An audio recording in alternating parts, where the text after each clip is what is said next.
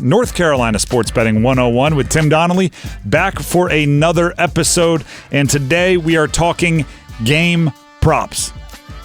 You may say, wait a second, we talked player props in a previous episode. You're darn right we did. This is slightly different. It's game props. And this is one of those things, really paired with player props. They do go together, where you're going to hear people say, sheesh, you can really bet on anything nowadays. Yeah, it kind of is that way. And it's an opportunity for you to hone in on different elements. Game props are prop bets. And essentially what that means is it's something other than the super traditional, money line bets, spread betting, over-unders, and you can dive into maybe even first half bets or first 15 minutes of a game bets, or actually, let's just go ahead and jump into some of the examples here. DraftKings Sportsbook, where we go for our examples, I brought up the Panama USA soccer game as part of the Copa America. And there's a little tab here. It says game props. How easy could it be? These are interesting bets, okay? That use the same odds system that we've explained in the past, that use the same spreads or over-unders that we've explained in the past. And if any of those still confuse you, feel free to go back earlier in our YouTube series and find those episodes and rewatch them and then bring it back here. But these are bets that are a little bit more specific. They are a little bit more about the gameplay and quite frankly, give you the opportunity to bet on different things within a game. In soccer, we have a very popular one here right in front of us. Both teams to score. All that means is each team has to get one goal. Now that's, again, it's not really I guess you could bet like over goals scored 1.5 on an alternate spread, but you're not going to get the same odds, and that doesn't require each team to score one goal. So it gives you something to root for, right? It gives you something to root for other than a team to win. You're just rooting for teams to score. You can go down and pick the exact score. Sometimes this is a way where a very small bet can win a very large amount of money, right? If you want to pick 2-0 Panama wins, it's plus 4,000. That's going to be a very big payout, which also shows the unlikelihood of that happening.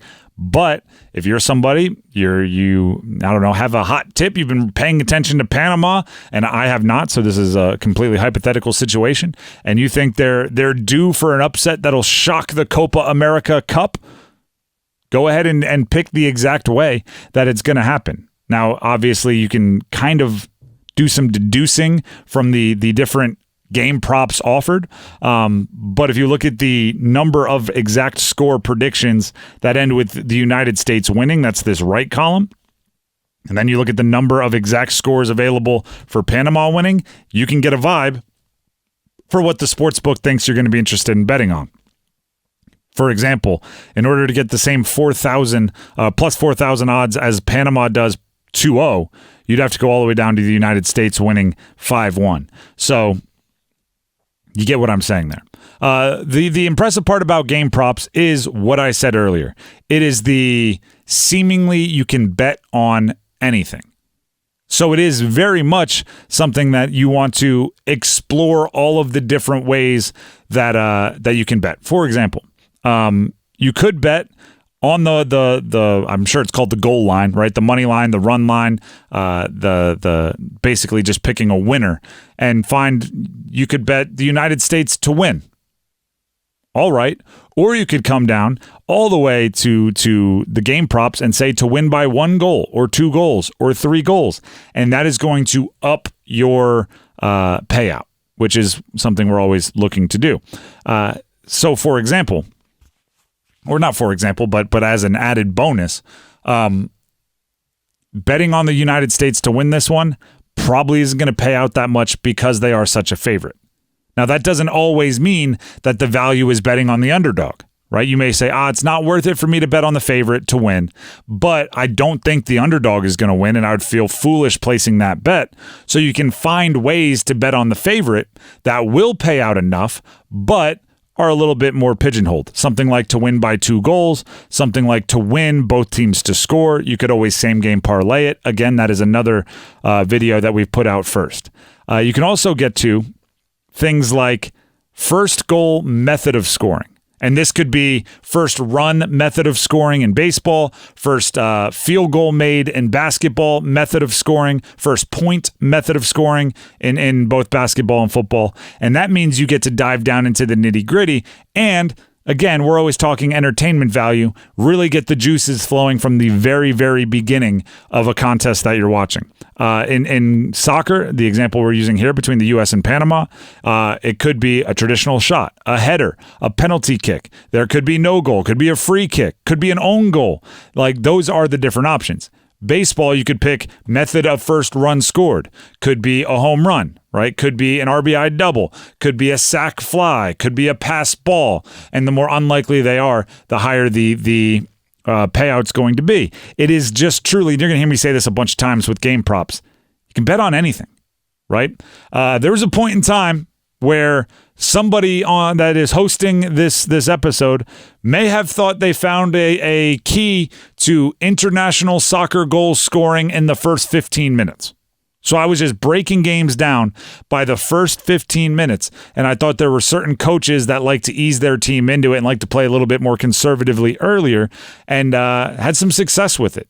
Now, that is something that you find that was me, just to, end the suspense.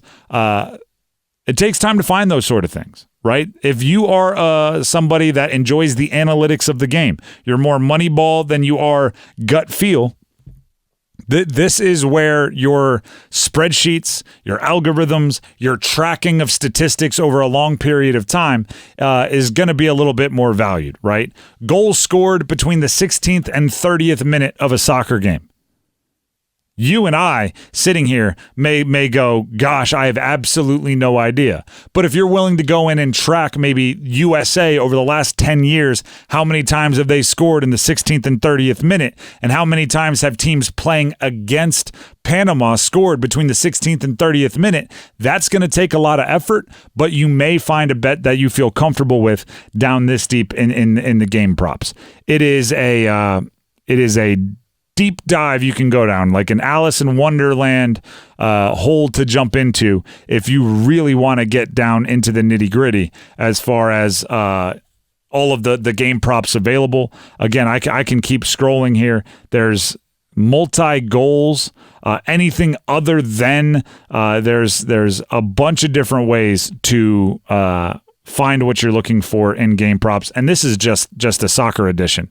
If we were to come over here to the Major League Baseball, pick a game. We've used this Twins Diamondbacks game a few times in examples. You can go again to the tab that has game props.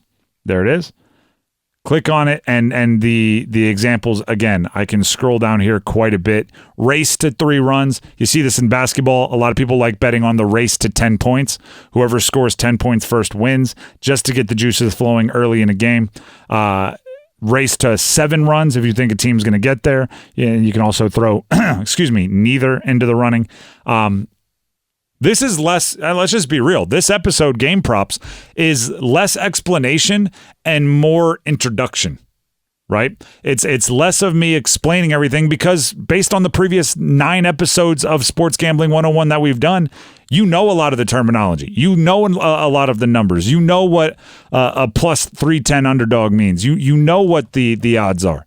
Now it's just about the wide world of sports gambling that has become at our disposal here in North Carolina since sports gambling apps, mobile sports gambling, became legal a handful of months ago. Now it's just about introducing you to all the different ways you may be interested in gambling, and game props are one of the deepest dives. So, this might be a situation where when you're done watching this video, you go on your app, you scroll around, you click, you fill up your bet slip with bets. Don't have to place the bets, but you can see what those payouts would be. You can kind of let the app do the math for you, bring a whole bunch of props in there, see what works for you. Again, only gamble what you can lose, but while you're figuring it out, there might be a hidden bet that you really enjoy, something that brings you a lot of entertainment value. So get to exploring. right? And that's kind of as this series goes along. Get to exploring. You don't have to place the bet. You can mythically place the bet. That's what I call it, where there are apps out there that will track how much money you're making, whether you make the bet or not. So, all right, I want to see what it'd be like if I place $10 on this game prop. You don't actually have to place the money, and it can still track to see how much you're making or losing before you start getting in the real world, right? Call it a preseason game. Well, practice action. So experiment, look around, and let me know what you think. Comment on this video. Let me know what you think about game props. Until next time, Sports Gambling 101.